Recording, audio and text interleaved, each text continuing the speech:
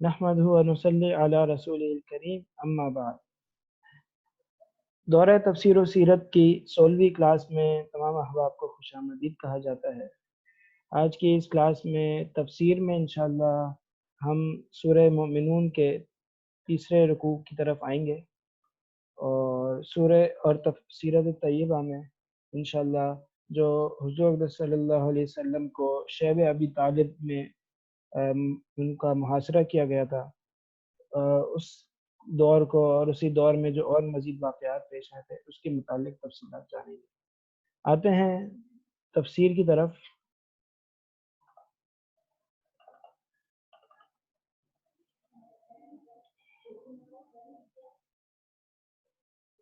اچھا، آج انشاءاللہ تفسیر کے اندر سورہ مومنون کا چوتھا رکوع شروع ہوگا۔ گزشتہ درس میں حضرت عیسیٰ علیہ السلام ایک ہی آیت، گزشتہ درس جو 15ویں کلاس ہوئی ہے اس میں ہم نے صرف ایک ہی آیت جو 50ویں آیت ہے اس پہ درس دیا تھا، اور اسی کے ضمن میں ہم نے حضرت عیسیٰ علیہ السلام کے واقعات بیان کیے تھے، اور یہ بتلایا تھا کہ حضرت عیسیٰ علیہ السلام کب پیدا ہوئے، کہاں پیدا ہوئے، کہاں سفر کیا، جو ان کی زندگی کے واقعات تھے تفصیل سے ہم نے آپ کے سامنے عرض کر دیے تھے۔ ان کو کئی معجزات ملے ہوں گے، لیکن قرآن مجید نے ان کے 6 معجزات کا تذکرہ صراحت کے ساتھ کیا ہے۔ 100 سے اوپر مرتبہ حضرت عیسیٰ علیہ السلام کا تذکرہ ملتا ہے، نام کے ساتھ، کبھی اشاروں کے ساتھ، کبھی لقب کے ذریعے سے، اور اللہ تعالیٰ نے بڑا ہی بڑا مقام اور مرتبہ آپ کو عطا کیا تھا اور ابھی بھی کیا ہوا ہے۔ البتہ وما قتلوہ وما صلبوہ ولکن شبہ لہم والی بات ہمیں یاد رکھنی ہوگی کہ حضرت عیسیٰ علیہ السلام کو نہ قتل کیا گیا، نہ ان کو صلیب پہ چڑھایا گیا، لیکن جو ہے لوگوں کے سامنے یہ معاملہ ایسا مشتبہ کر دیا کہ لوگ سمجھ نہیں پائے۔ یہ بھی بتایا کہ عیسائیوں کو اگرچہ ان کو خدا مانتے ہیں، خدا کا بیٹا مانتے ہیں، کیا فائدہ پہنچتا ہے، کیوں بھلا وہ لوگ جو ہے زبردستی حضرت عیسیٰ علیہ السلام کو جو ہے وہ سولی پہ چڑھانا چاہتے ہیں، کیا؟ تو اس کی وجہ بھی آپ کے سامنے ہم نے کل رکھ دی تھی۔ ابھی ہم آتے ہیں چوتھے رکوع کی طرف۔ اعوذ باللہ من الشیطان الرجیم، بسم اللہ الرحمن الرحیم۔ یا ایہا الرسل کلوا من الطیبات واعملوا صالحا انی بما تعملون علیم وَإِنَّ هَٰذِهِ أُمَّتُكُمْ أُمَّةً وَاحِدَةً وَأَنَا رَبُّكُمْ فَاتَّقُونِ فَتَقَطَّعُوا أَمْرَهُمْ بَيْنَهُمْ زُبُرًا كُلُّ حِزْبٍ بِمَا لَدَيْهِمْ فَرِحُونَ فَذَرْهُمْ فِي غَمْرَتِهِمْ حَتَّىٰ حِينٍ أَيَحْسَبُونَ أَنَّ مَا نُمِدُّهُم بِهِ مِن مَّالٍ وَبَنِينَ نُسَارِعُ لَهُمْ فِي الْخَيْرَاتِ بل لا یشعرون۔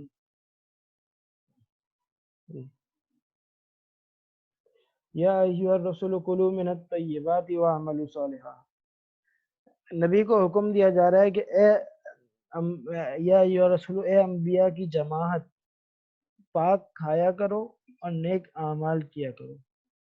انی بما تعملون علیم، تم لوگ جو کچھ کرتے ہو مجھے اس بات کا علم ہے۔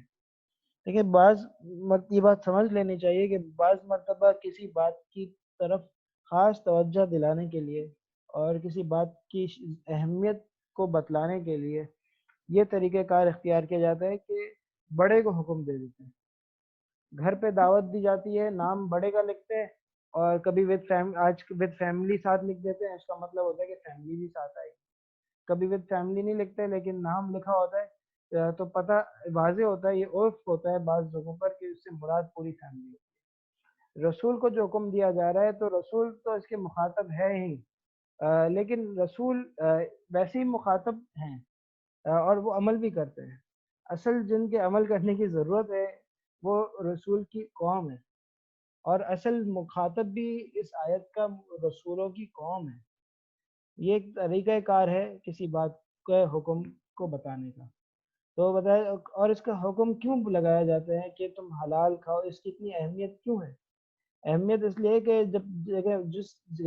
جس گوشت کو، حدیث میں آتا ہے، جس گوشت کو حرام سے پرورش ملی وہ جہنم کا زیادہ حقدار ہے، جو ہے نا حرام کھانے کی وجہ سے انسان جنت جو ہے نا نیک اعمال نہیں کر سکتا، اس کے جب کھانا یہ غذا جو ہے جا کے خون بنے گا اور رگوں میں دوڑے گا، اور رگوں میں اگر حرام خون دوڑا یا حرام نشو و نما تو سارے جسم کی جو نشو و نما ہے وہ حرام سے ہوگی۔ تو بتائیں جب حرام سے نشو و نما ہوگی تو پھر وہ اچھا نیک اعمال کیسے کرے گا؟ اس کے ہاتھ سے برے کام سرزد ہوں گے، پیر سے غلط کام سرزد ہوں گے، جو ہے ہر جگہ سے وہ غلط غلط چلے گا۔ تو انی بما تعملون علیم، مجھے سارا کچھ پتا ہے۔ یہ بھی اسی نبی کو نہیں بلکہ نبی کی قوم کو خطاب کیا گیا ہے۔ اور حضرت عیسیٰ علیہ السلام کے تذکرے کے بعد اس کے تذکرے کرنے کا بظاہر یہی مطلب سمجھ میں آتا ہے کہ در حقیقت اللہ پاک یہ بتلانا چاہ رہے ہیں کہ جو ہے نا رہبانیت جسے حضرت عیسیٰ علیہ السلام کی قوم نے جو ہے اختیار کر لیا تھا، یہ کوئی صحیح طریقہ کار نہیں ہے، یہ کوئی بھلائی کی بات نہیں ہے، اس میں کوئی ذرہ برابر بھی اچھا ہی نہیں، کیونکہ رہبانیت میں وہ جو حلال ہے اس کو بھی چھوڑ دیتے ہیں اور پھر بعد میں کیا ہوتا ہے، حرام میں مبتلا ہو جاتے ہیں۔ وَإِنَّ هَذِهِ أُمَّتُكُمْ أُمَّةً وَاحِدَةً وَأَنَا رَبُّكُمْ فَاتَّقُونِ، اور یہ جو تمہاری قوم ہے یہ ایک قوم ہے اور میں تمہارا رب ہوں، لہذا تقوی اختیار کرو، مجھ سے ڈرو۔ فَتَقَطَّعُوا أَمْرَهُمْ بَيْنَهُمْ زُبُرًا، تو انہوں نے اپنے اس ایک فیصلے کے اندر جو ہے تبدیلی کی اور جو ہے وہ اس کو تار تار کر دیا۔ وَأَنَا رَبُّكُمْ فَاتَّقُونِ، اور میں تمہارا رب ہوں، مجھ سے ڈرو۔ تو یہاں کیا کہہ رہے ہیں؟ یہاں کہہ رہے ہیں کہ میں یہ امت تمہاری ایک امت تھی، لیکن کیا کیا، اور میں تمہارا اکیلا رب ہوں، لیکن اور لہٰذا مجھ سے ڈرو۔ ہوتا ہی ہے بزرگوں کہ لوگ تو جتنے بھی انبیاء آئے ان کی تعلیمات میں اگرچہ فرق رہا، کچھ نہ کچھ بنیادی کچھ نہ کچھ باتیں ہو سکتا ہے مختلف ہوں، ہو سکتا ہے نہ ہو، لیکن جو بات بنیادی تھی وہ ہر نبی کی ایک ہی تھی۔ وہ کیا تھی؟ اللہ ایک ہے، اللہ کو مانو، اللہ کے علاوہ کسی کو نہیں مانو، توحید کا اقرار کرو، اچھائی پہ چلو۔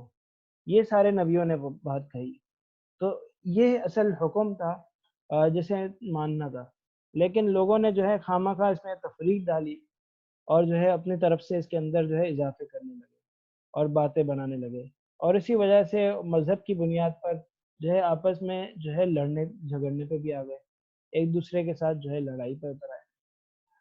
تو کہہ دیا کہ وَإِنَّ هَذِهِ أُمَّتُكُمْ أُمَّةٌ وَاحِدَةً وَأَنَا رَبُّكُمْ فَاتَّقُونِ، یہ تم ایک امت ہو، کیونکہ سب کا کلمہ ایک ہے، سب جو ہے توحید کے قائل ہیں۔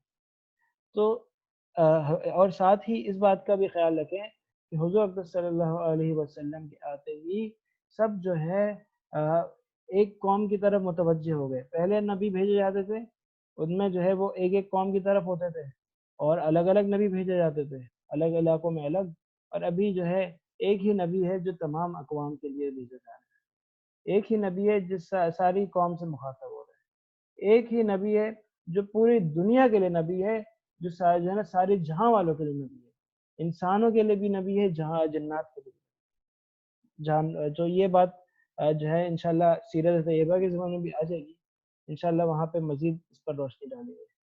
اب ہم آتے ہیں، اچھا ایک اور بات میں اس ضمن میں کرنا لازمی سمجھتا ہوں، اور وہ بات یہ ہے کہ یہ میں نے کل کے سبق میں بھی کہی تھی کہ دین الہی، دیکھیں آج بھی کئی لوگ ہیں جو کہتے ہیں کہ جو سارے دنیا میں اختلافات، لڑائی جھگڑے ہیں وہ مذہب کی بنیاد پر ہیں، اور لہٰذا جو ہے نا یہ سب چکر ہی ختم کر دو، انسانیت کو مذہب بنا دو۔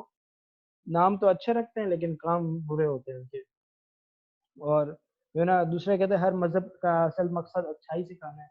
تو اب یہاں تک کہ مغل بادشاہ اکبر نے اپنے دور میں ایک دین الہی کے نام سے بھی جو ہے ایجاد کیا تھا۔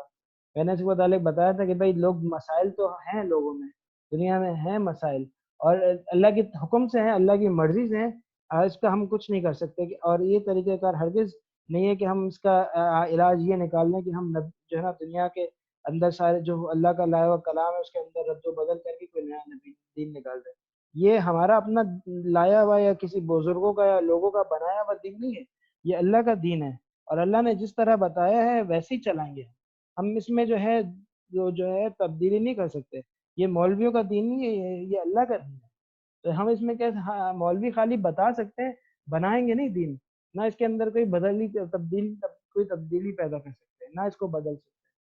تو یہ بعض لوگوں کو اس آیت سے بھی یہ شبہ ہو سکتا ہے کہ بھائی ایک ہی قوم ہے، سب ایک ہیں، تو اللہ سے ڈرنا چاہیے. اصل میں لوگوں کو قریب لانے کا یہ طریقہ ہوتا ہے کہ ہم بتاتے ہیں کہ ہمارا بنیادی اتفاق ایک ہے، ہم سب بھائی بھائی ہیں.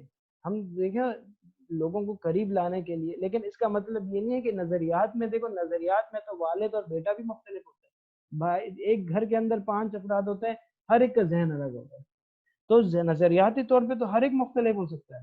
تو کیا کہہ رہے ہیں وہ ایک ہے؟ ایک تو نہیں ہے، الگ ہے. طرح دین کے اعتبار سے بھی لوگوں کا فروعی اختلاف ہو سکتا ہے لوگوں میں. آپ بولے کہ نہیں ایک ہی جیسے چلیں سارے، تو کوئی روبوٹ تو نہیں ہے، انسان ہے. انسان میں تو اختلاف ہوتا ہے، اور ساری دنیا میں حسن ہی اختلاف کی بنیاد پر ہے. البتہ جو اختلاف پسند نہیں کیا گیا اسے بھی اللہ پاک نے بیان کر دیا، اور جو ہے اللہ تعالیٰ نے بتا دیا کہ جو تم جو ہے ایک ہو جاؤ. کس اعتبار سے؟ اعتبار کو دیکھنا ہوگا. تم ایک ہو جاؤ کیونکہ تمہارے پاس جتنے نبی آئے وہ توحید کے قائل تھے، وہ توحید کی طرف بلاتے تھے، اللہ کی طرف بلاتے تھے. اب اللہ کا آخری پیغام آ گیا، مان لو اس کو.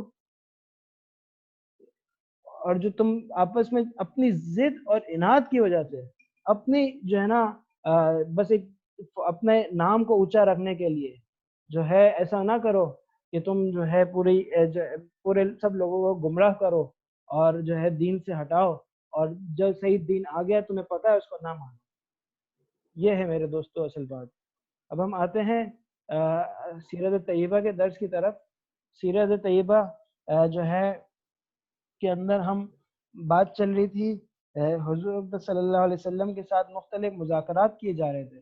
مختلف مذاکرات کیے جا رہے تھے، اور ان کا بنیادی مقصد یہی تھا کہ حضور اکبر صلی اللہ علیہ وسلم کو جو ہے دین سے ہٹا دیا جائے، جو ان کی دین کی دعوت سے ان کو جو ہے نا برطرف کر دیا جائے.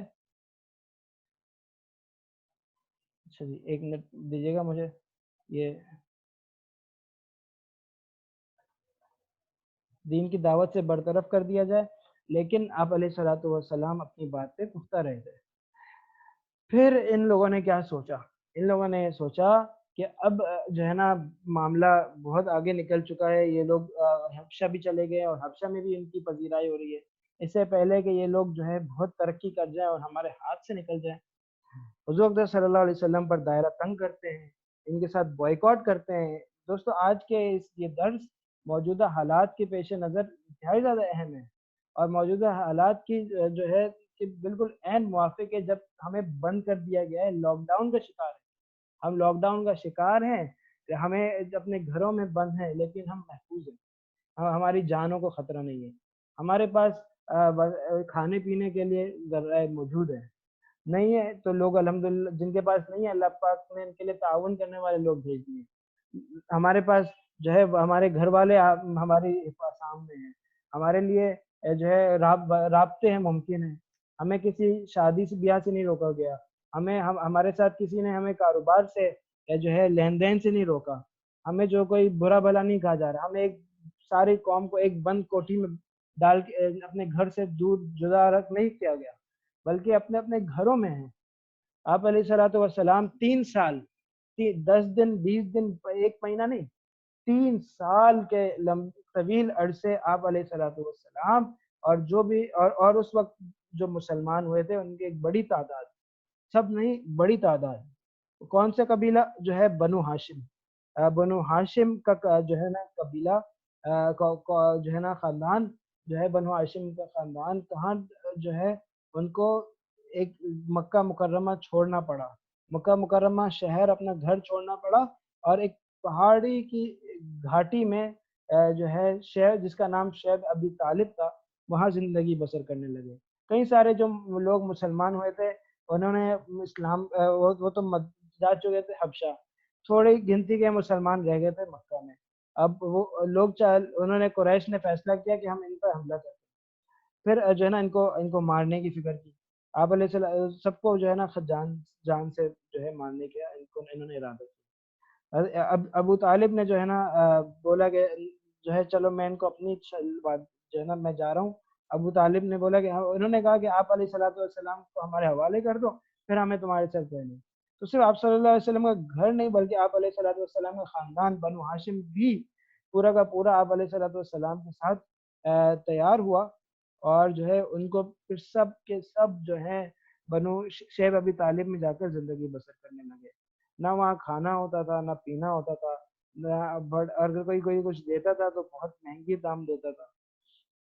حضرت عثمان غنی رضی اللہ عنہ بنو عبد الشمس سے تھے، اور بنو مخزوم اور بنو عبد الشمس جو ہے مخالفت میں بہت آگے تھے، اور اس قوم کو باقی جتنے قبیلوں میں تو ان میں سب سے زیادہ یہ جو شیب ابی طالب میں ان کو داخل کرنے کے لیے آگے تھے۔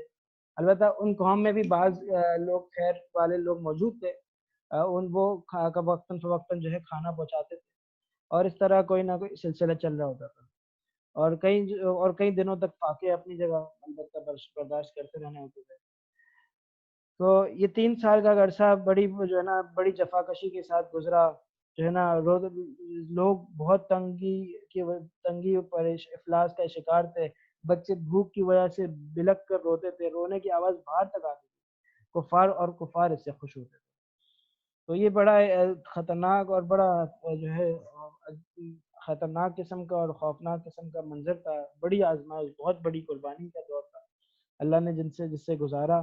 البتہ جو ہے حج کے موقع پر آپ علیہ السلام دیکھتے تھے، کیونکہ قتل جائز نہ تھا، قتل حج کے دنوں میں یہ لوگ قتل سے باز رہتے تھے، اس لیے حج کے دنوں میں آپ علیہ السلام شیب ابی طالب سے باہر آتے تھے۔ ایک مرتبہ آپ علیہ السلام سن 8 نبوی میں باہر نکلے، مینا کے قریب تھے، تو ہوا یہ کہ وہاں پر ابو جہل، نذر بن حارث اور جو ہے ابو اسود وغیرہ موجود تھے۔ انہوں نے کہا کہ نا آپ کہا کہ آپ ہمیں کوئی جو ہے نا کفار نے مطالبہ کیا کہ اگر آپ اللہ کے رسول ہیں تو اس چاند کو 2 ٹکڑے کر دیں۔ آپ علیہ والسلام نے دعا کی، انگلی سے اشارہ کیا، اور چاند کے 2 ٹکڑے ہو گئے۔ ایک ٹکڑا جبل ابی قبیس جبکہ دوسرا جبل قیقعان سے اوپر بلند ہو کر نظر آنے لگا، جو ہے نا یہ اس وقت جو ہے کئی صحابہ کرام بھی وہاں موجود تھے جنہوں نے اپنی آنکھوں سے اس منظر کو دیکھا، ٹھیک ہے نا۔ عبداللہ بن مسعود، حضرت حذیفہ، جبیر بن مطعم، یہ سب نام آتے ہیں۔ تو اس کا تذکرہ قرآن میں بھی ہے، اقتربت الساعة وانشق القمر وإن يروا آية يعرضوا ويقولوا سحر مستمر كذبوا واتبعوا أهواءهم وكل أمر مستقر۔ تو یہ ہے کہ بھائی وہ قیامت قریب آ گئی اور چاند کے 2 ٹکڑے ہو گئے، لوگوں کی یہ حالت ہے کہ کوئی نشانی دیکھیں تو اعراض کرتے ہوئے کہتے ہیں یہ مسلسل چلنے والا جادو ہے، مانے نہیں جادو کا۔ ایک کتاب ہے تاریخ فرشتہ جس کے مصنف کا نام ہے محمد قاسم فرشتہ، اس میں وہ لکھتے ہیں کہ سری لنکا میں ایک جگہ ہے، اس کے بارے میں ویسے مشہور ہے کہ وہاں جو پہاڑی ہے وہ جگہ ہے جہاں پر ایک قدم کے نشان ملتے ہیں۔ لوگ کہتے ہیں کہ حضرت آدم علیہ السلام اس پہاڑ پہ اترے تھے جب ان کو جنت سے اتارا گیا تھا، یہ بات مشہور ہے، لیکن اور 3 جگہوں کے نام بتائے جاتے ہیں، ان میں سے ایک جگہ یہی ہے، اور ایک جگہ صرف ایک کوہ صفا، ہماری صفا مروہ کی جو پہاڑی ہے وہ بتائی جاتی ہے، اس کے علاوہ بھی ایک جگہ بتائی جاتی ہے، لیکن زیادہ صحیح کال یہ ہے کہ صفا کی پہاڑی مراد ہے، صحیح ہے یہ لیکن جہاں مشہور ہے بہرحال وہاں پہ لوگ گئے، اور لوگوں نے وہاں پر بھی کافی عرصے سے ایک آبادی موجود تھی، اور ستاروں کا نظام جاننے والے جو نجومی ہوتے ہیں وہ بھی اور آسمان کی طرف دیکھنے والے موجود تھے، تو وہ اس بادشاہ سے یہ بات کہی گئی نا کہ حضور اکرم صلی اللہ علیہ وسلم نے جو ہے معجزہ پیش آیا تھا، جو ہے انہوں نے پھر اپنی پوری کتابیں رجسٹرز نکلوائے، اور پوری جو ہے نا تاریخ کا جائزہ لیا اور چیک کیا، تو پتہ چلا کہ ہاں ایک فلاں تاریخ کو چاند کے 2 ٹکڑے ہوئے تھے، اور وہی تاریخ تھی جس تاریخ میں یہ واقعہ، وہی سن تھا جس میں یہ واقعہ پیش آیا۔ اس کے بعد جو ہے اس راجا نے اسلام قبول کر لیا۔ ایک اور بڑا واقعہ جو پیش آیا وہ یہ تھا کہ روم اور فارس کی جنگ اور اسلام کی پیشن گوئی کا ہوا تھا کہ روم اصل میں ہوا، بعد میں تو روم اور فارس دونوں کے ساتھ مسلمانوں کے مقابلے ہوئے، اور دونوں مسلمانوں کے جگہ مسلمانوں کی قبضے میں آئی الحمدللہ، اور مسلمانوں نے ان جگہوں پر جو ہے اپنے امن قائم کیا، سلامتی کا پیغام بلند کیا، اور جو ہے وہاں سے کفر کی ظلمتوں کو ختم کیا۔ اس دور میں جو ہے نا کیا تھا کہ روم چونکہ اہل کتاب تھے، عیسائی تھے، تو مسلمانوں کو ان سے دلی ہمدردی زیادہ تھی۔ چچا بھائی جو ہیں حضرت اسماعیل علیہ السلام، میں نے بتایا تھا کہ ان کے بھائی حضرت اسحاق علیہ السلام کی روحانی اولاد ہے، اور ظاہری اولاد بھی ہیں کئی سارے اور جو ہے روم اور فارس جو ہے وہ تھے آتش پرست۔ تو مشرکین مکہ جو ہے نا وہ آتش پرست کو زیادہ پسند کرتے تھے۔ ہوا یہ کہ یہ دونوں سپر پاور تھے اس دور میں، اور دونوں آپس میں ایک دوسرے کی ٹکر پہ ہوتے تھے۔ تو ہوا یہ کہ روم اور فارس نے مل کر ان کی لڑائی ہوئی، اور جو ہے نا پھر اس میں اس لڑائی کے اندر پہلے روم کے زیر اثر پہلے آتا تھا شام، مصر اور ایشیا کوچک کا علاقہ، تو سب روم کے ہاتھوں سے نکل گیا، اور جو ہے نا پھر یہاں تک کہ 614 ہجری میں 614 عیسوی میں بیت المقدس پر قبضہ بھی کر لیا، اور وہاں 90,000 عیسائیوں کو بھی مارا، اور جو ہے نا وہ بالکل جیت گئے، اور وہ جو ہے ایرانی اور کیا نام ہے کسرا والے بالکل جیت گئے، اور کیسر والی قوم جو تھی، روم کی جو قوم تھی، وہ بالکل ہار گئی تھی۔ لیکن جو ہے نا اللہ تعالیٰ نے قرآن مجید میں یہ آیت نازل کی، الف لام میم غلبت الروم فی ادنی الارض وهم من بعد غلبهم سیغلبون فی بضع سنین۔ اللہ کی حکمت ہے، اللہ تعالیٰ باتیں جو ہے پہلے بتانا چاہے بتاتے ہیں۔ یہ غیبی تاریخ، یہ تاریخی واقعہ ہے کہ اللہ تعالیٰ قرآن میں پہلے بیان کرتے ہیں کہ دیکھو غلبت الروم، روم مغلوب ہو گئی، فارس روم پر غالب آ گیا، قریب کی زمین میں یعنی جردن اور جارڈن اردن کی زمین پہ جو دو نہر ہے اس کے آس پاس، وَهُمْ مِنْ بَعْدِ غَلَبِهِمْ سَيَغْلِبُونَ، اور وہ اپنے غلبے کے بعد انشاءاللہ چند سالوں کے اندر غالب آ کے رہیں گے۔ للہ الامر من قبل و من بعد، پہلے بھی اللہ کا فیصلہ تھا اور بعد میں بھی اللہ کا فیصلہ۔ اس دن جو ہے ایمان والے خوش ہوں گے، اور جو ہے نا اللہ کی مدد سے، اور جو ہے نا ینصر من یشاء وهو العزیز الرحیم۔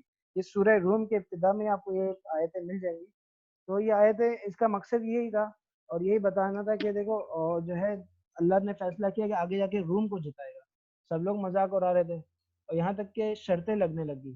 حضرت ابو بکر رضی اللہ عنہ چونکہ اچھا اس دور میں شرط لگانا جائز تھا، دو طرفہ جو شرط ہوتی ہے وہ اس کی اجازت تھی۔ تو حضرت ابو بکر رضی اللہ عنہ کی ایک جو ہے نا مشرک سے شرط لگی، اس نے کہا کہ حضرت ابو بکر رضی اللہ عنہ نے اس سے کہا کہ بھائی جو ہے نا ابی بن خلف سے کہ نا انشاءاللہ ابھی روم کچھ سالوں میں دیکھنا 3 سال کے اندر جو ہے وہ تم سے وہ غالب آ جائے گا، اور فارس جو ہے نا وہ مغلوب ہو جائے گا۔ حضور اکرم صلی اللہ علیہ وسلم کو جا کے یہ بات، اور شرط کتنے کی بھی لگی تھی، 10 اونٹوں پہ لگی تھی۔ حضور اکرم صلی اللہ علیہ وسلم نے کہا کہ جا کے اس مدت کو 9 سال کر دو، اور اونٹوں کی تعداد 10 کے بجائے 100 کر دو۔